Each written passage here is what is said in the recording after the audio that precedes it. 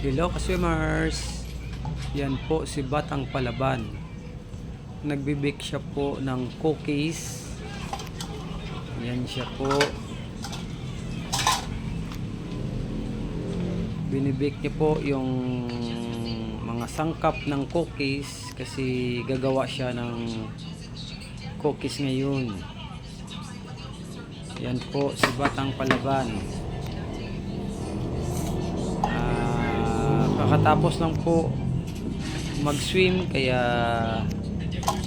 gusto niya po gumawa daw ng cookies kasi para mayroon siyang ibabaon.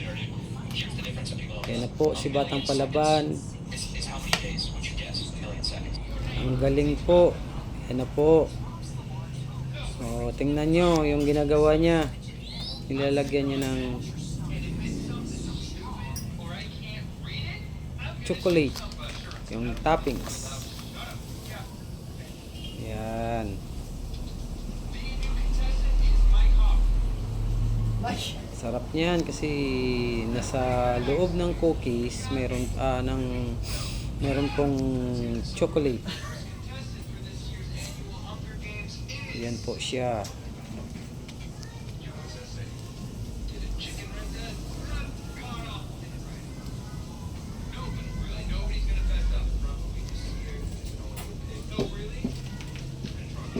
Yan, naglalagay po ng cookies, ng topping sa cookies. Marunong na po si Batang Palaban gumawa ng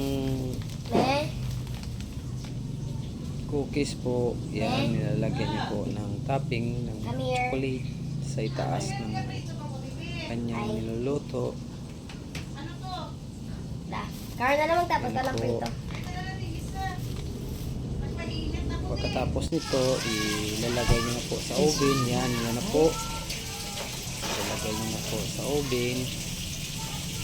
Yun. Saka maghintay lang po tayo ng mga 15 minutes to 20 minutes. Yan po si Batang Palaban. Yan na po, luto na po. Yan, sarap ng cookies. Yan. Yan mga ka-swimmers, kain na po kayo. Yan, ang ganda.